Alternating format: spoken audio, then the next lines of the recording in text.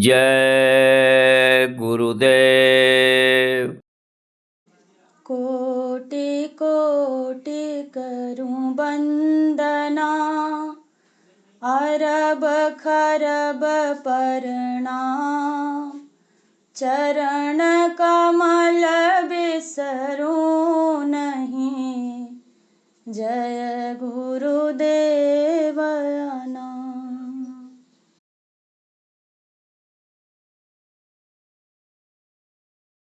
गुरु का देश अति ऊंचा, कैसे पहुँचूं धाये। गुरु का देश अति ऊंचा, कैसे पहुँचूं धाय। गुरु का देश अति ऊंचा, कैसे पहुँचूं धाये। गुरु का देश अति ऊंचा, कैसे पहुँचूं धाय। बिन गुरु दया काज नहीं होई, बिन गुरु दया काज नहीं होई। सत्संग में अब बैठूं जाय, चित चरण लगाए। सत्संग में अब बैठूं जाय, चित चरण लगाए। सुन सुन वचन सूरत मन माजूं, सुन सुन वचन सूरत मन मांजूं। गुरु मूरत का ध्यान लगाए, घटता कूं जाए। गुरु मूरत का ध्यान लगाए, घटता कूं जाए। शब्द जुगत गुरु दीन्ह बताई, शब्द जुगत गुरु दीन्ह बताई। प्रेम सहित रहूं ताहि कमाए, मन सूरत जमाए। प्रेम सहित रहूं ताहि कमाए, मन सूरत जमाए। गुरु बल सूरत अधर में चढ़ाऊं, गुरु बल सूरत अधर में चढ़ाऊं। सहस कमल सुनु घंटा जाए, फिर गगन चढ़ाए। सहस कमल सुनु घंटा जाए, फिर गगन चढ़ाए। सुन महा सुन के पारा, सुन महा सुन के पारा।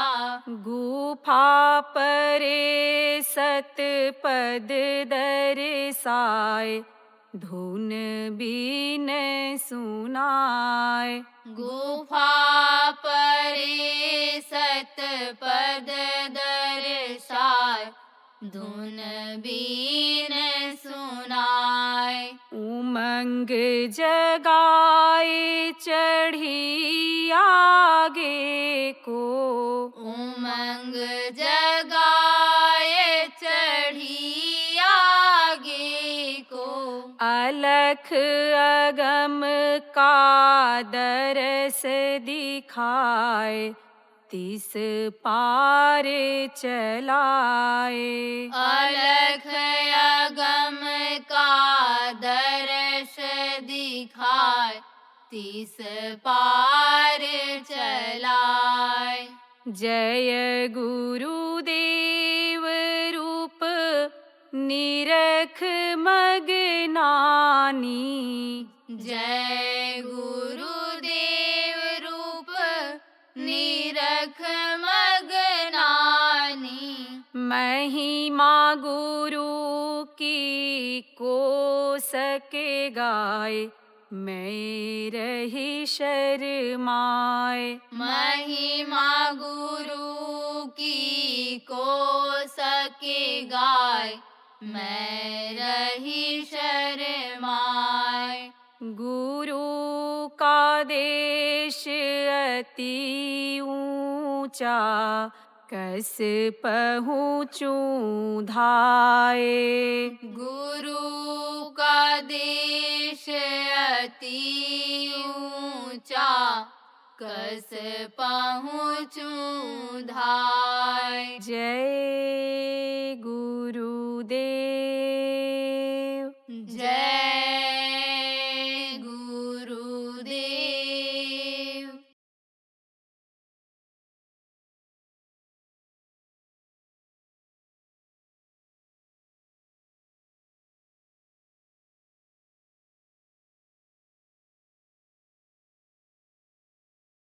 यह मनुष्य शरीर जो आपको मिला है, यह बड़े भाग्य से मिला है। देवता इसके लिए तरसते रहते हैं, क्योंकि उनके शरीर के अंदर से ऐसा कोई रास्ता नहीं है कि जिससे वो ऊपरी लोकों में वो जा सकें। ये देवी देवता कहाँ रहते हैं? स्वर्ग और वैकुंठ में रहते हैं। उसके ऊपर भी लोक हैं, ब्रह्मा लोक, विष्णु लोक है, शिव लोक है, और आपका इनकी माँ महाशक्ति का लोक है, इनके पिता ईश्वर का लोक है, ब्रह्म पार ब्रह्म लोक है, आपके सतलोक, अलख लोक, अगम लोक, अनामी लोक, बहुत से लोक हैं।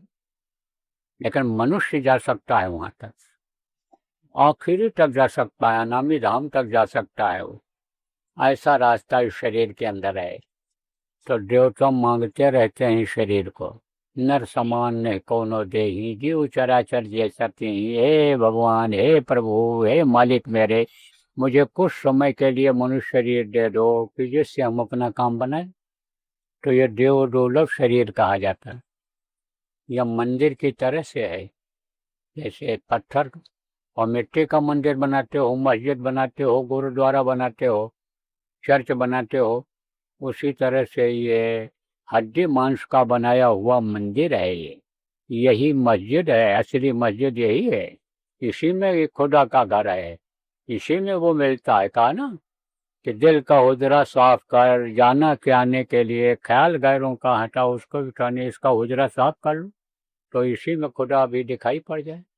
कहा ना कि अल्लाह अल्लाह का मजा मुर्शिद के महखाने में है, और दोनों आलम की हकीकत एक पैमाने में है।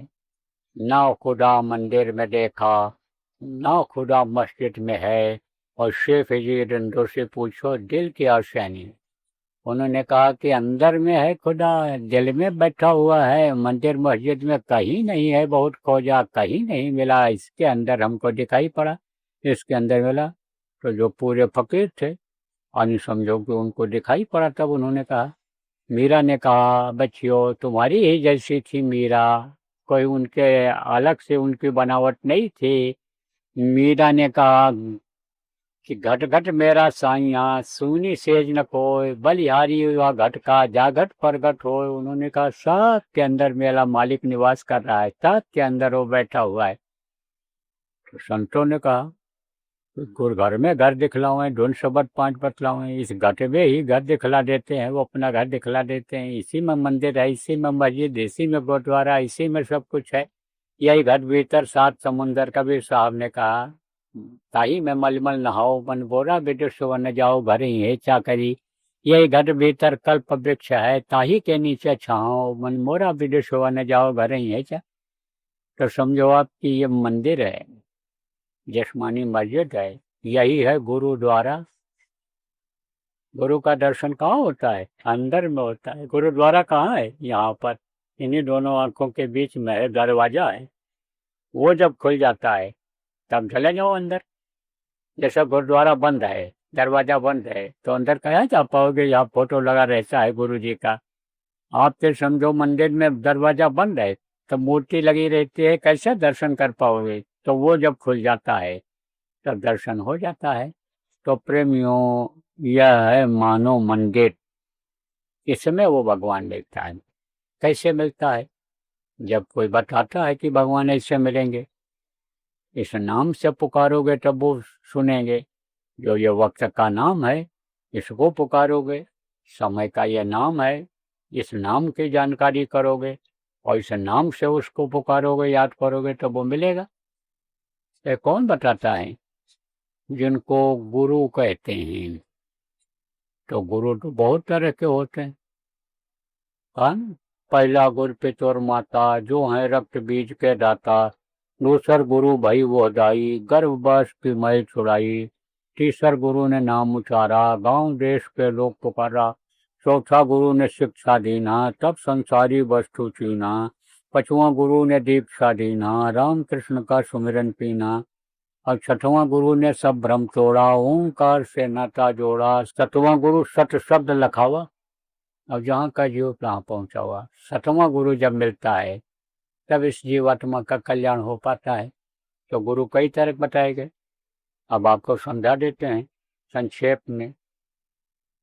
बच्चा जब पैदा होता है तो कुछ जानता है? कुछ नहीं जानता।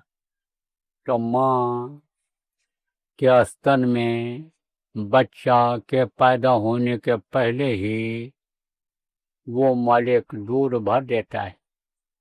तो अपने भरे हुए स्तन को, दूध से भरे हुए स्तन को बच्चे के मुंह में माँ डालती है।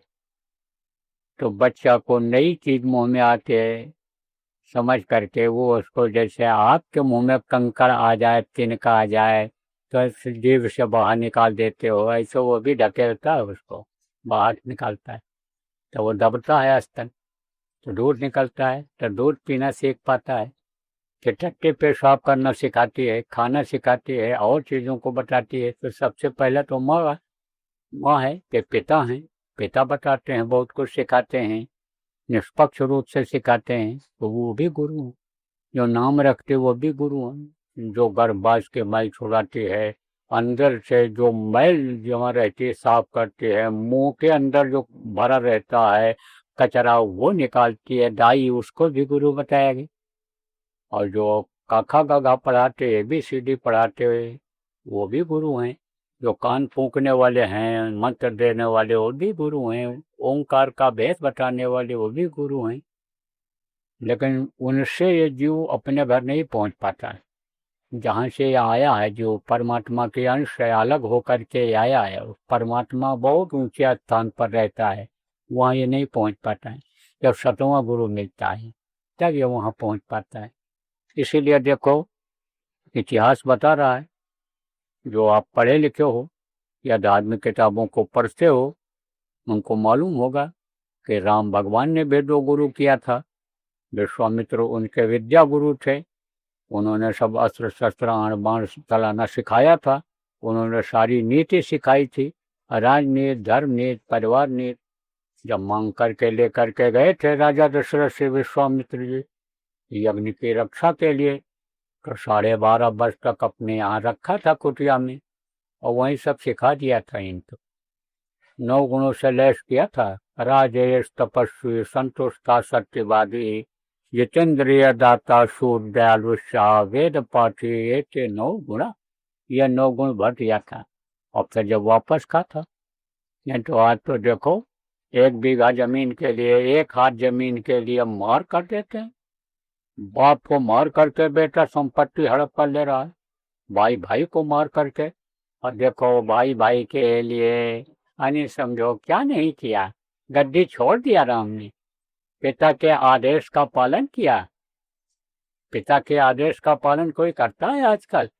जबकि समझो पिता भगवान तुल्य होते हैं, माता देवी तुल्य होती हैं। लेकिन आजकल के ये पढ़े लिखे लोग कोई सम्मान नहीं, कोई इज्जत नहीं। करना चाहिए इज्जत, सेवा करनी चाहिए, बुजुर्गों से आशीर्वाद लेना चाहिए। बच्चों, आपको यह सीख मिलनी है आज ये सत्संग में, इस चीज को पकड़ो, इन बातों को। तो समझो आपकी वो सब सीखा था, किससे सीखा था? विश्वामित्र जी से सीखा।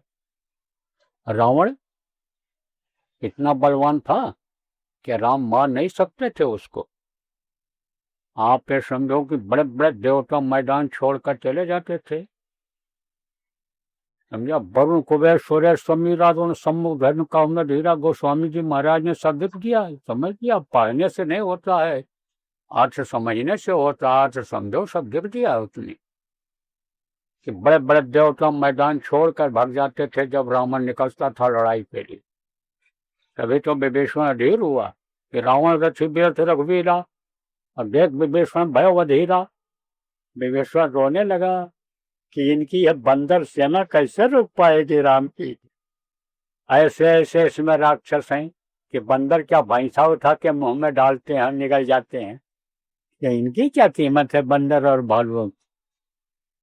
तो बहुत बलवान था, 4 वेद था, शास्त्र 18 पुराण का जानकार था। लेकिन उसका नाश क्यों हुआ, मारा क्यों गया, ये भी बता दें। मांस खाता था, इससे उसकी बुद्धि खराब हो जाती थी। आप जो मांसाहारी हो, समझो उस बात को। ये बुद्धि खराब करता है, खून को बेमेल करता है मांस। मछली ये क्या करती है, गंदी चीज है, गंदगी अंदर पैदा करती है। मछली कहाँ रहती है? तालाब में रहती है। तालाब में कोई भी गंदी चीज डाल दो, लेटरिन करके और धोने के लिए जाओ, टुकड़े गिरेंगे, मछली खा जाएगी। खकार के थूको, मछली खा जाएगी। कोई जानवर मार करके डाल दो, मरा हुआ फेंक दो नदी में, मछली खा जाएगी।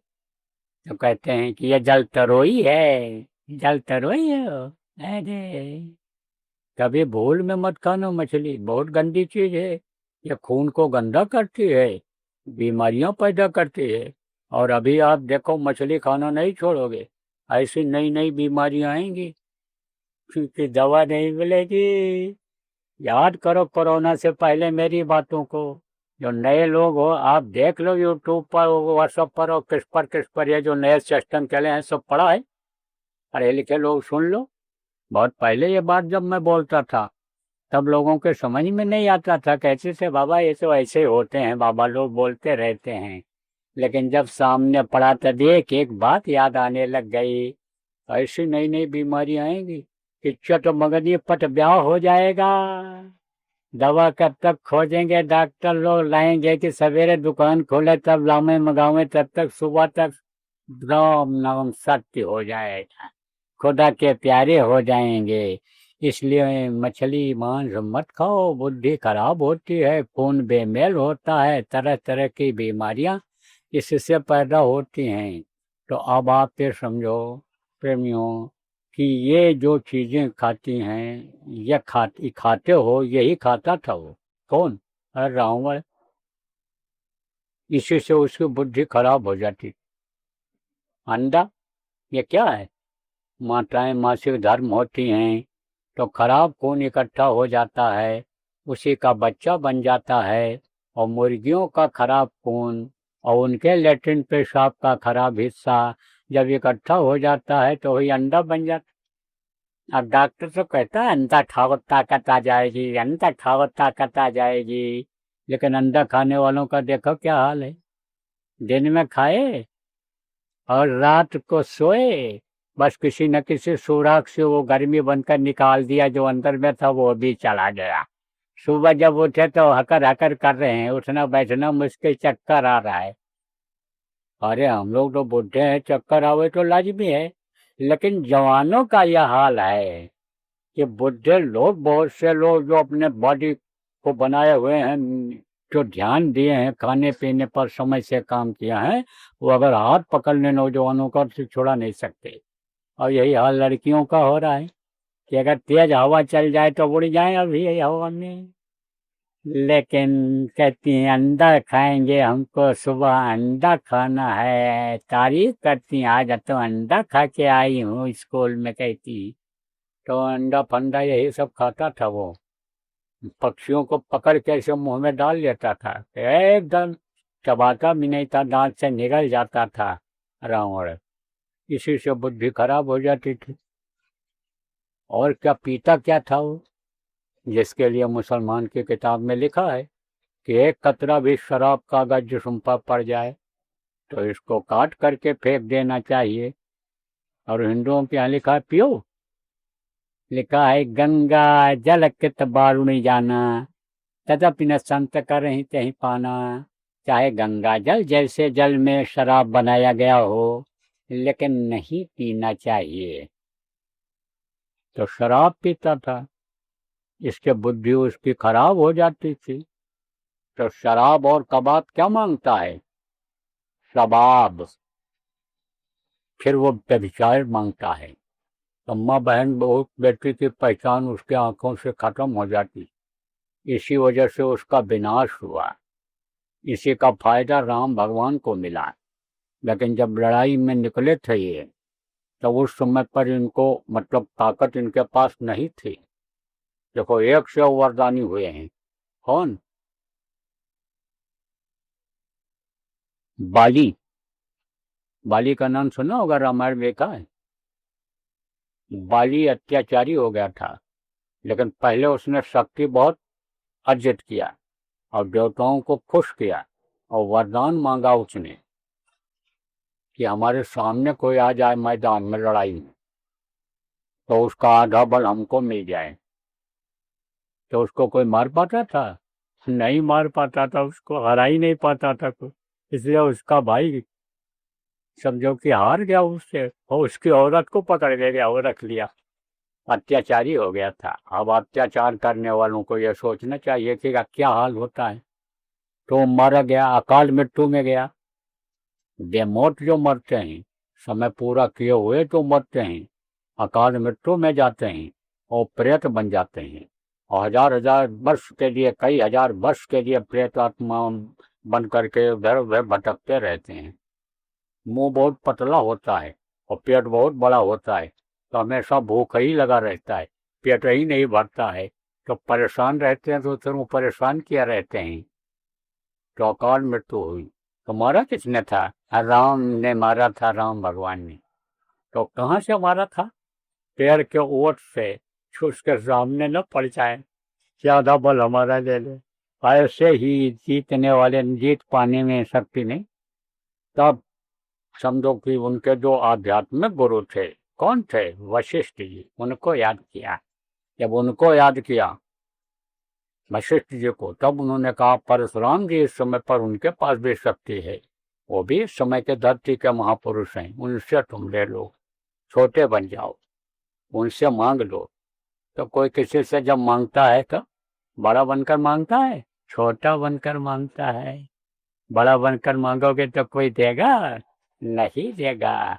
छोटा बनकर के मांगोगे तो दे देगा। धोखा दे करके बड़ा बन करके भले ले आओ उसको कि 2 करोड़ रुपया मिलने वाला है भाई, हमको 10 लाख रुपया की जरूरत है, दे दो, हम दे देंगे। धोखा देकर भले ले आओ। आजकल धोखाबाजी बहुत हो रही है, बचे भी रहना आप लोग। लालच में मत आना कि ब्याज दे देगा या पार्टनर बना लेगा, हमको ज्यादा पैसा मिलने लगा, कि इसी में लूट जाते हैं लोग। कोई आ जाता है नौकरी लगवा देंगे, कोई कहता है प्रमोशन करा देंगे, कोई लड़के कहता है एडमिशन करा देंगे, पैसा लेकर चला जाता है, ये पैसा वापस नहीं आता। लालच में फंस जा रहे हो। तो लालच बड़ा बुरा होता है। लालच में पड़ना मत प्रेमियों, अब चाहे नए हो चाहे पुराने हो। अपनी मेहनत की कमाई पर भरोसा करो, अपने गुरु पर, अपने भगवान पर विश्वास करो, तो वो आपको देंगे। तो अब आप फिर समझो कि छोटा बन करके मांग लिया उन्होंने, और जब ताकत मिली तो मर गिराया रावण। मार गिराया रावण को उन्होंने। तो रावण के अंदर बुराई थी तो खत्म हो गया वो। तो राम थे, राम ने 2 गुरु किया, बनाया था। सब प्रमाण में मिलता है। कैसे मिलता है और बता दें। जब जीत करके आए रावण को, सभा लगी हुई थी, सब बैठे हुए थे, पुरवासी जिसको कहते हैं, प्रजा भी बैठी थी। और जितने कर्मचारी थे सब बैठे थे, मंत्री वगैरह, राजा रानियां सब बैठी हुई थी, दरबार लगा था, सब खुशी मना रहे थे कि हमारे राम जो अभी तक वनवासी थे अब राजा राम के रूप में हमको दिखाई पड़ रहे हैं। तब माता कौशल्या बैठी थी, उन्होंने कहा राम से कि राम, तुम रावण जैसे बलवान को मारे कैसे? कम उम्र के मेरे बेटा इतने बड़े पराक्रमी को मारा कैसे? अति सुकुमार युगल मेरे बारे, कौन भांति लंका पति मारे। तब उन्होंने क्या कहा, गुरु वशिष्ठ कुल पूजी हमारे, मेरे जो कुल के गुरु हैं, जो कुल के लोग यानी उनकी पूजा करते हैं, हमारे कुल के लोग पूजा किए, बाप दादा पूजा किए, वो हमारे गुरु, उनकी कृपा से मैंने रावण विनाश किया। माँ मेरे अंदर कोई शक्ति नहीं थी, गुरु वशिष्ठ कुल पूजी हमारे, तिनके कृपा धनुजरन मारे, उनके तो दो गुरु उन्होंने किया, दो गुरु बनाया कृष्ण भगवान ने, संदीपनी और सुपच को। तो विद्या गुरु अलग होते हैं और आध्यात्मिक गुरु अलग होते हैं। जब आध्यात्मिक गुरु मिलते हैं और शब्द को पकड़ा देते हैं, तब इस जीवात्मा का कल्याण होता है, तब इस भव सागर से वो पार हो पाता है। तब मरने और जीने के समय पर जो पीड़ा होती है, दर्द होता है, जैसे बच्चा पैदा होता है रोता हुआ और मरते हुए भी तड़प तड़प कर बहुत से लोग मरते हैं, तब इस तरह मरना और जीना नहीं पड़ता है। तो प्रेमियों, यह हमेशा रहें, संत सतगुरु हमेशा रहें। कहा गया, घिरी बदरिया पाप की बरस गई अंगार, और संत न होते जगत में जल मरता संसार। संत ही संभालते हैं इस धरती को, धरती के जीवों की रक्षा वही करते हैं, वही लोगों को घूम घूम करके समझाते बताते हैं, लोगों का खान पान सही करते हैं, चाल चलन सही करते हैं, विचार भावना बदलते हैं उनकी। जो नियम बना हुआ है कुदरत का, प्रकृति का, भगवान का, उसको जो लोग तोड़ते हैं उनको समझाते हैं और कहते हैं भाई कुदरत का नियम मत तोड़ो, नहीं सजा मिल जाएगी। तो जो ये सब काम करते हैं वो हमेशा इस धरती पर रहते हैं। गिरी बदरिया बाप की बरस दई अंगार, संत न होते जगत में जल मरता संसार, हमेशा रहें। और यह भी सच है कि वो मनुष्य शरीर में रहे हैं, लेकिन एक न एक दिन शरीर को उनको खाली करना पड़ा है।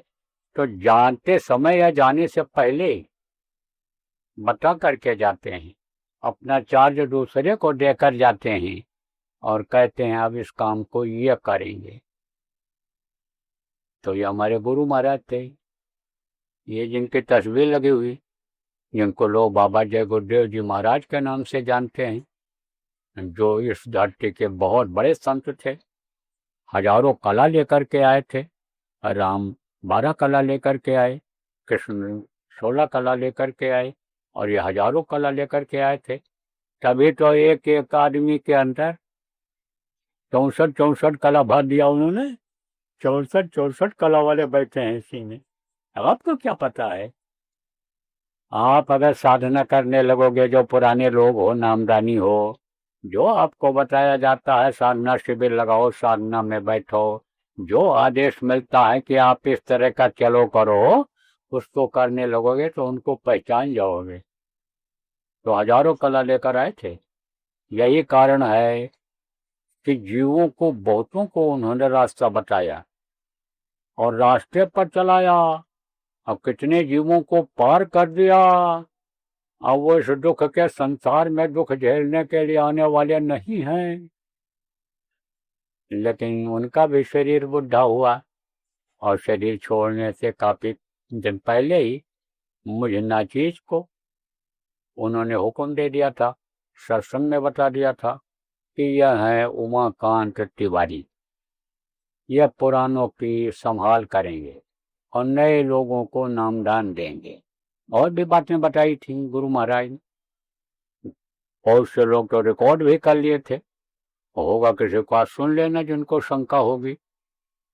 तो कहा ये नामदान देंगे, पुरानों की संभाल करेंगे। तो मैं तो दोनों आदेश का पालन करता हूँ, क्योंकि गुरु के आदेश का पालन ही गुरु भक्ति है, और गुरु भक्ति से ही काम बनता है। नहीं तो कर्मों का बड़ा जटिल विधान बना हुआ है। कर्म को और कोई काट नहीं सकता है। कर्म फांस छूटे नहीं, कहते करो उपाय। और सदगुरु मिले तो उबरे, नहीं तो भटका था है। जब सदगुरु मिल जाते हैं, गुरु महाराज जैसे गुरु मिल जाते हैं, तभी ये कर्म कर पाते हैं, नहीं तो बड़ा मुश्किल है। और ये जब मिल जाते हैं, इनके आदेश का पालन किया जाता है, सदगुरु के आदेश का पालन किया जाता है, तभी मुक्ति मिल पाती है, मोक्ष मिल पाता है, निजात मिल पाती है प्रेमियों।